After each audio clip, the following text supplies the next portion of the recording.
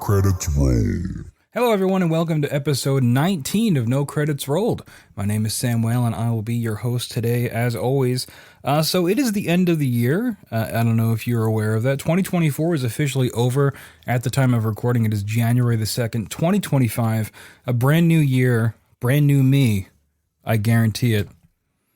But anyway, happy holidays to all those of you who celebrated. I realized I just came back from a giant break, but I decided to take another small break around the holidays. But we're back. We're back, baby. And we're excited for 2025. So for today's show, I wanted to do kind of like a retrospective kind of thing. A retrospective at 2024 and a look ahead to 2025. And some gaming resolutions. So we're gonna take a look at those. And after that, I will give my thoughts on the full release of Marvel Rivals, because that came out at the beginning of December, and I've had my hands on that, been playing that nonstop, so I'm eager to share my updated thoughts on that, right? We already covered that for this show a couple of months ago when I was part of the alpha, but now the full game is out with all the bells and whistles, so we can kind of give an update on that. Before we get started, I want to remind everyone to subscribe to the show wherever you get your podcasts. We are on TikTok, YouTube, just search No Credits Rolled. Wherever you are, we will be there for you. But let's get into the show. I want to kick this off with looking ahead to 2025. I actually went and looked up some of the big releases of 2025. So I thought this would make for an interesting topic. Little did I know that really only things are predicted out to like March. So we're going to work with the first quarter of 2025, and then we're going to go from there. The one thing I didn't cover on this that I do want to hit, and I'll probably hit some honorable mentions at the end, are some games that don't have release dates, but that we are hoping for in 2025. We'll hit some of those as well.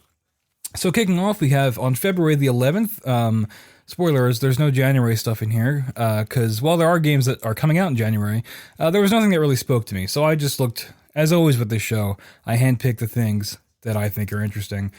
Anyway, February the 11th is our first release, and that's Civilization 7. I believe I have spoken about Civ 7 on the show before, just in terms of my excitement level for it and how much I am looking forward to this game. My friends and I are huge Civ fans and very eager to see the next big installment in this franchise. My biggest thing with this is, in a perfect world, I hope this game comes out like fully optimized for console, right?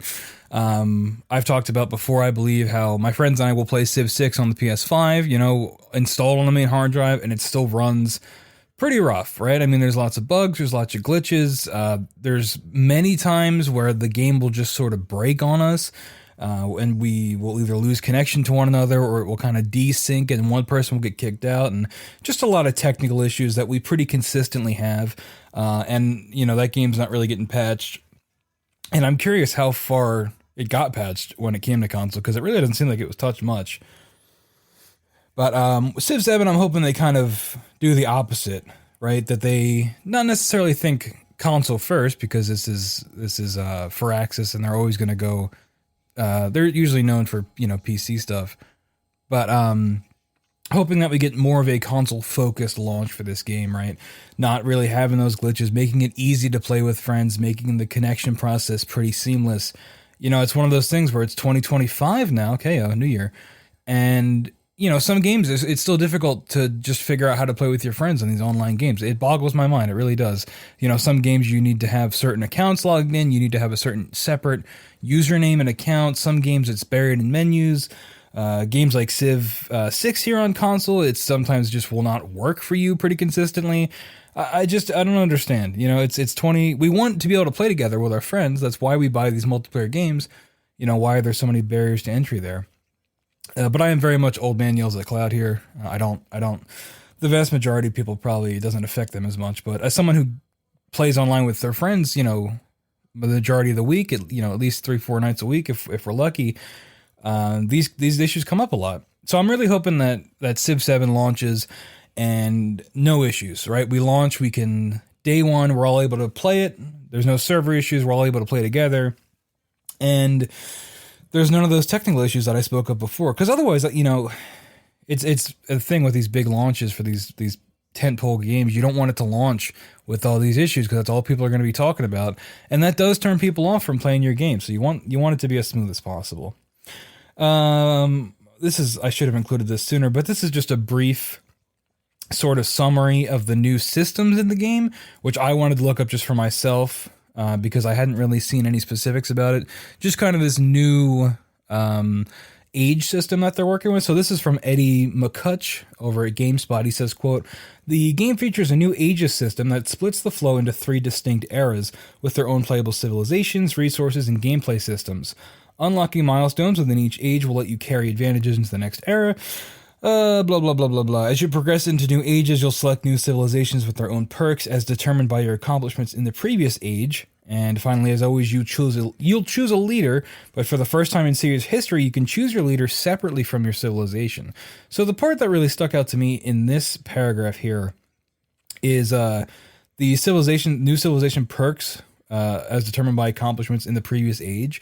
That almost makes it sound kind of roguish, like roguelite, where you're doing multiple runs and with different leaders and getting different kind of combinations and seeing how that affects your gameplay. And those kind of loops are very appealing to me, right? Games like Dead Cells or any number of roguelites that I've talked about on this show or have just played personally. I think that's a very appealing system. And if they're working that in a Civ, hey, it'll be a good time. And being able to pick leaders separately from civs is fun because you'll be changing civs. And I'm curious to see what leaders are going to have in Civ 7. That's pretty much all I got. I kind of front-loaded this because as I got through this list, I realized there wasn't as many entries as I was hoping for. So I've got kind of a lot to say about these first couple entries, and we'll peter off as we go. But moving on to February the 14th, just 3 days after the launch of Civ 7, it's Assassin's Creed Shadows. This one got delayed. It was supposed to come out, I believe, in either November or December. Got a big delay, which I'm fine with. I'm always playing things that I shouldn't be playing, which we'll talk about, I think, in this segment here. Playing games that are old, playing games that I have not played since I was a kid, instead of playing the new latest and greatest thing.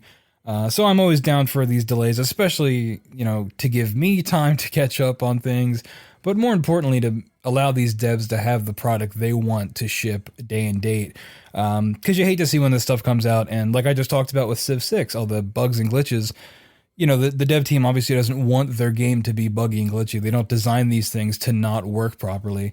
So a big delay like this, I'm hoping that it really does put the final touches on this game where we can launch and on day one we can say, okay, they nailed this, right? We don't need 6 months worth of patches because we got that delay instead. In terms of the actual game, oh, by the way, it's Valentine's Day, right? February the 14th, Assassin's Creed Shadows, Happy Valentine's Day. Nothing says love like assassinations, right? In terms of my hype level for this game, it's pretty middle of the road, right? I mean, Valhalla pretty much turned me off of the series of the modern Assassin's Creeds that are coming out. Now, we haven't gotten one since Valhalla, but it was sort of the one where I was like, okay, I need to take a break from this. Similar to how, I think for me, Black Ops Cold War, I think it was. No, that was a good one. Whatever one was before that, I don't remember. It doesn't matter. There was a Call of Duty where I was like, all right, I need to take a break from buying these as they come out. But I think I've seen a little bit of the preview footage of this game, and the setting is obviously very appealing to me. I loved Ghost of Tsushima, and it's a similar, I don't know about like historically accurate, but like it looks similar.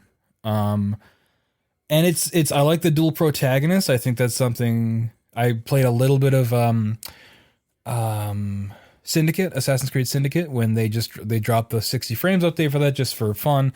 And, there's dual protagonists in that, but I don't really think they pushed it very far. Like, Evie and Jacob don't feel that different.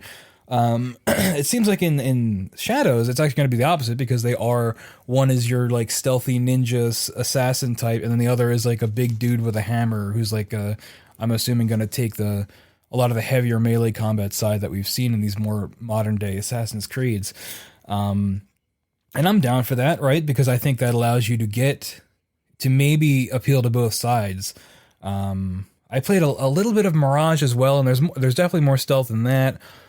But it's like, I almost want them to commit more, because it seems even in Mirage, where it's very stealth-focused, you are still like a god at combat if you're playing on normal difficulty, right? I mean, obviously you can bump it up to the highest difficulty, and then you're getting one-shot in combat, so you can kind of have your immersion that way. But like, even still, like the counter systems, you never really feel like you're going to lose a fight. There's no consequences for being caught other than just having a hard mission failure. But like in terms of the enemy response, it's like, no, I can take on like 30 dudes and it's no problem. So I'm hoping in Shadows, and I really don't think they're going to do this because that's not the direction they've gone in these modern Assassin's Creeds. I would love for them to commit harder, right? Like make the stealth stuff like super, like I don't know, like hardcore, I guess, where you really combat is really not an option. Like these people will kill you because of the enemy difficulty or something, or just make your character very weak. I don't know. And then on the other side of that, make the combat like go full action RPG with it, like we saw with a lot of people's complaint about Final Fantasy 16. Haven't gotten to that game yet, but this is just what I've heard other people review. That they kind of made that a Devil May Cry type combat, not necessarily your traditional Final Fantasy, sort of like the active time system that we're seeing there. But like, I would like to see that in Assassin's Creed. Ramp up the action, commit to it. You know what I mean? I think sort of straddling that line between both gameplay styles kind of is why a lot of these modern ACs have hit in such a funny way a lot of the time, because they're trying to play both sides. But yeah, this is a side note, which I hinted at, because I just love wasting my time and doing things that don't make any sense. I've been playing Assassin's Creed Revelations, part of the Ezio collection, so it's the remaster. And I've been having a great time, right? I mean, I don't even think I finished Brotherhood when it came out, or Revelations, because I was like 12 or whatever. But now playing them as like someone who has played games, and like, you know, those games are like very daunting to a kid. Like you think stealth games are super tough, or at least I did. But now you kind of can see the strings more and you can kind of work with it. But these games still hold up, which is really surprising. So I just wanted to mention that because, you know, people tend to, when we talk about Assassin's Creed, people tend to yearn for the days of the Ezio games. And it turns out those games really are good, and those games really do hold up. And there's a jank to them that is from that older generation of games that I think is kind of lacking, in a positive way, because it gives them character, I think. But anyway, yeah, go try the Ezio collection. It's a good value. It's like 3 games, and you get all that juicy Assassin's Creed lore and everybody's favorite Soul Calibur 5 guest character, Ezio Auditore. What more could you want, right? All right, and then we jump 2 weeks, February the 28th, we have Monster Hunter Wilds. Now, this is another one I have talked about on the show before. I played a little bit of the beta, and I'm looking forward to this, right? And I wrote my first note for this is I'm going to need a bigger hard drive, because and I actually just picked one up in anticipation of all these games coming out. These games all come out, and they're coming out at like 90 gigs a pop, and that adds up quickly when you've got 3 big releases in a month, and I'm probably going to check out each one of these games. But yeah, the biggest thing for me when I played the beta of this, which was open, like, I don't know, a month ago or something, was the movement and the traversal. And like, I'm super excited to just play more of this game. It's so much fun to play. And like, I've always enjoyed Monster Hunter. I played Wilds, and I played, what's the other one? The 2 modern ones that have come out. I'm blanking on the names, but you know which ones I'm talking about. And I enjoyed them, but there was always like a little bit more I wish the game did, like another little X factor that I couldn't really pin down. And playing the beta of Wild, or what's this one called? Hang on, I'm getting all mixed up. Oh, this one's called Wilds. My bad. I think the other one was called Worlds. It doesn't matter. This new Monster Hunter is nailing that for me in the movement, where I just think running around in this game and traversing, you have like a wolf you ride around on. I think all that stuff is just super fun. It's kind of like, I put Titanfall 2 on a pedestal, but an example from that game is the movement in that game is so good and makes just doing the most mundane thing very exciting. And I think that's what we have on our hands here with Monster Hunter. So definitely looking forward to more of this, and, seeing what other monsters we get in this game. And also, I hope the multiplayer is easier to work, because even though this is like lauded, this series is lauded for gaming with your friends, I've tried to play these games with my friends, and like connecting and doing the multiplayer stuff is incredibly difficult. Like, I feel like we're on crazy pills trying to do it. So hopefully they just do it like, I don't know, like a Fortnite lobby. Everything should just be like Fortnite. Quote me on that. Anyway, All right, moving on to March. So March the 6th, we have Split Fiction coming out. This is a recent announcement. This came from the Game Awards just a couple of weeks ago. This is, of course, from the team at Hazelight, makers of Game of the Year winner It Takes Two, A Way Out, Brothers, A Tale of Two Brothers, something like that.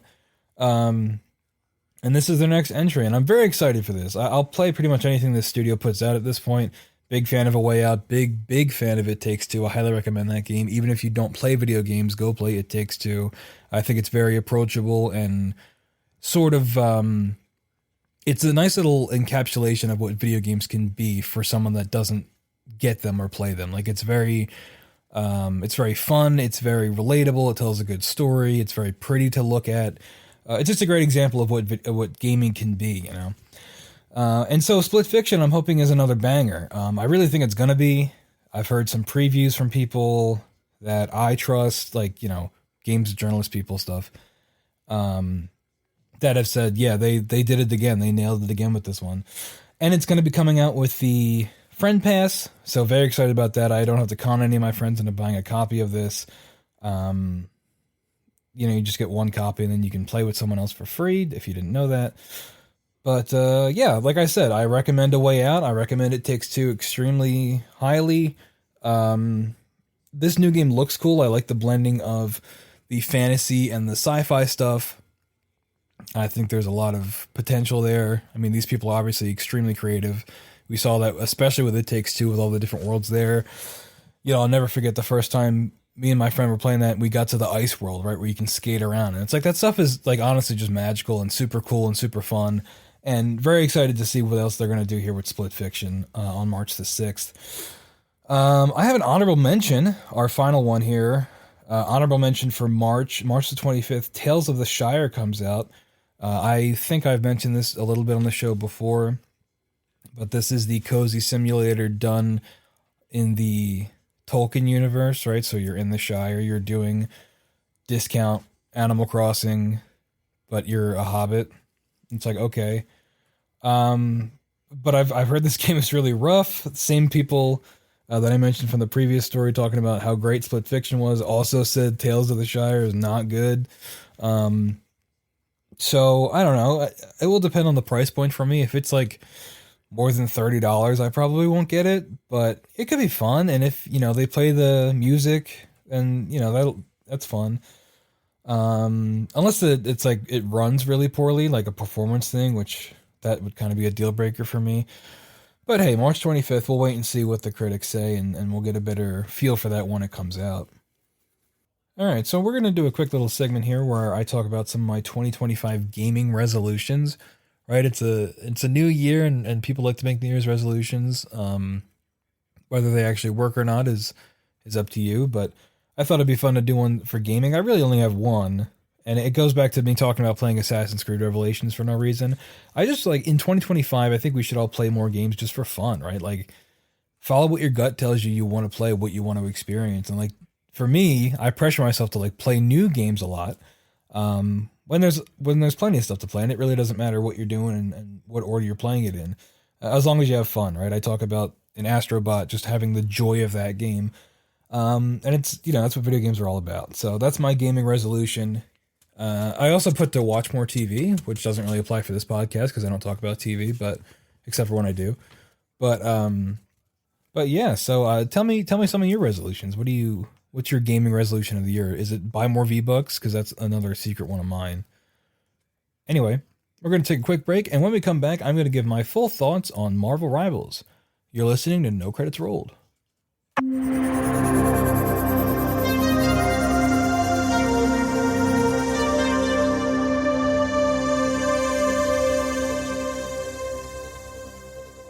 And we're back on No Credits Rolled. Just got done wrapping up 2024, looking ahead to 2025, but there's one more game in 2024 that I want to talk about, and that's Marvel Rivals, right? This came out at the beginning of December.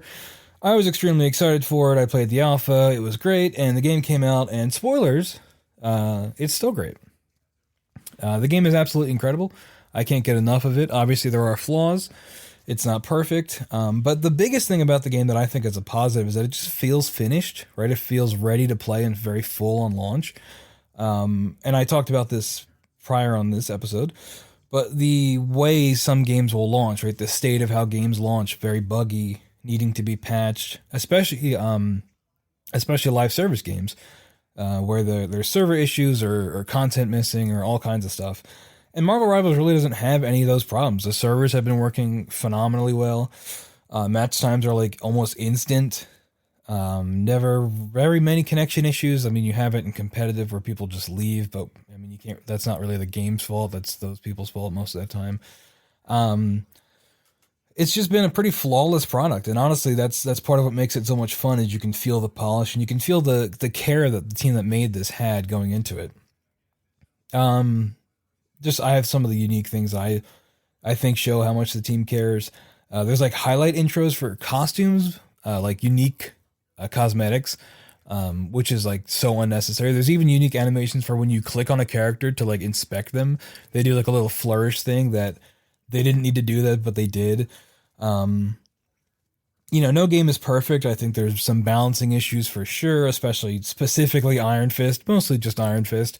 I think his character is pretty just busted in general and really needs to be either reworked or severely nerfed. I think he kind of takes a lot of the fun out of it a lot of the time. For those that don't know, Iron Fist is one of the attackers, your DPS, your damage, and he just punches a lot. But he can also basically fly with how he kicks and punches and things, and it's very hard to counter him. He can take out your whole back line and make himself invincible. And yes, this could be a noob complaining or whatever, but I think pretty common is the complaint about Iron Fist in the community. So a nerf to him would be nice. Jeff's ultimate is kind of annoying, how that functions and how the radius on that. I think if they just shrunk that radius and the height of it a little bit, it would make that a little bit less of it. Just feels like an instant win button a lot of the time because there are ways to counter it, but for the average player, it's not so simple. So when like half of your team gets taken out by an ult, you're like, okay, well, and that's just that.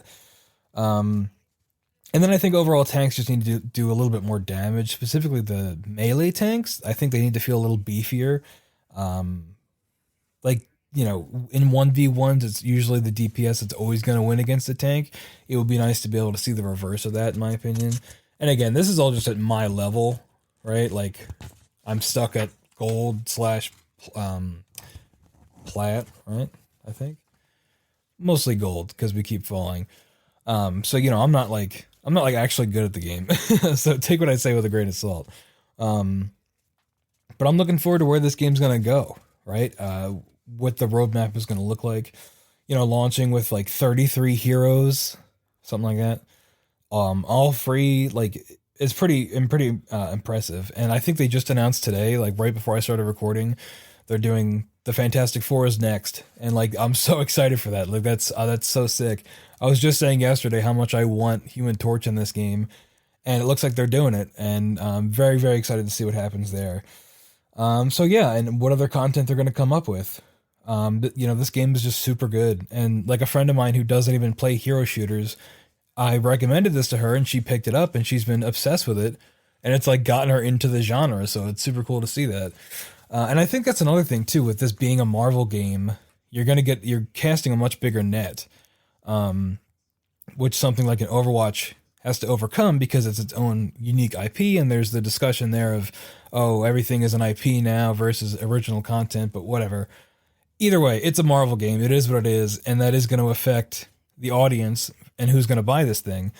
But I think that's a good thing, because I always say that the more people that are playing games, the better.